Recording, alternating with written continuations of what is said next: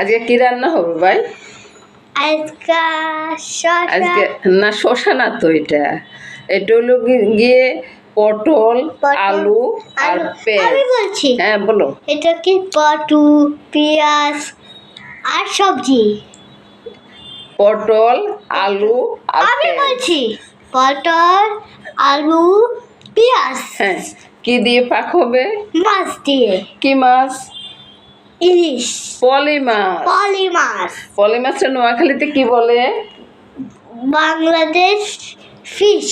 না না, হইল্লা মাছ। খয়লা মাছ। আমাদের নোয়াখালীতে কি বলে? হইল্লা মাছ। আমি বলছি বাংলাদেশে হইল্লা মাছ। হইল্লা মাছ। বন্ধুরা শুনতেছেন তো ভাই কি বলতেছে? তো এখন মাছগুলোতে কি দিয়ে মেখে নিলাম? তরকারি। হলুদ আর নুন। হলুদ আর নুন। তেলটা বসিয়ে দিলাম। তেলটা বসিয়ে দিলাম। তারপরে কি দিলাম? মাছগুলো ভেজে উঠিয়ে নিলাম। মাছ দিয়ে ভেজে উঠে দিলাম। হ্যাঁ, এরপর ফোড়নে কি দিচ্ছি?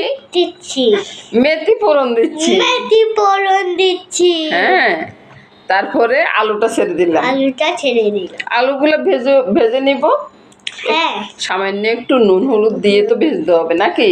হ্যাঁ হ্যাঁ। আচ্ছা আচ্ছা, তারপরে এর সাথে কিন্তু পটলও দিয়ে দিছি। পটলও? হ্যাঁ, পটল দিয়ে এক সাইড করে পেস্ট, এক সাইড করে পেঁয়াজ। হ্যাঁ পেঁয়াজও দিয়ে দিলাম। পেঁয়াজও দিতে হবে। তারপরে ওই যে তরকারিটা এটার ভিতরে ছেড়ে দিলাম। এটার ভিতরে ছেড়ে দিতে। হ্যাঁ, এবারকে নেড়ে ছেড়ে কি করবো? বাড়িতে ঢালবো। না, বাড়িতে এখনো ঢালার সময় হয় নাই তো। নুন হলুদ দিতে হবে না? নুন হলুদ লঙ্কা।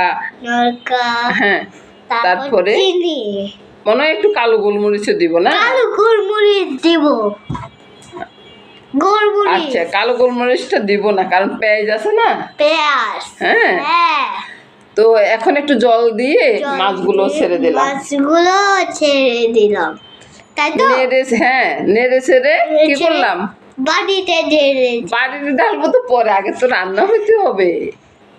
তারপরে এবার আমরা একটু ঢাকা দিব কি? হ্যাঁ, একটু ঢাকা দিয়ে রাখি। হ্যাঁ, তারপরে এবার তো মনে হয় তরকারিটা মোটামুটি রেডি হয়ে গেছে না? হ্যাঁ, রেডি হওয়ার পরে কি করব? বাড়িতে ঢালিয়ে দিব। তরকারিটা রান্না শেষ হওয়ার পরে কি বাটিতে ঢালবো না বলে ঢালবো? এতগুলো তরকারি কি বাটিতে আটবে? হ্যাঁ, আটবে না তো। না, আটবে না। না। এবার আমরা তরকারিটা হয়ে গেছে, হয়ে যাওয়ার পরে আমরা ঢেলে নিলাম। ঢেলে নেওয়ার পরে দেখুন তো বন্ধুরা, কত সুন্দর একটা কালার চলে আসছে। সুন্দর হয়েছে না? হ্যাঁ। নমস্কার বন্ধুরা, সবাই ভালো থাকুন, সুস্থ থাকুন, সুন্দর থাকুন বন্ধুরা।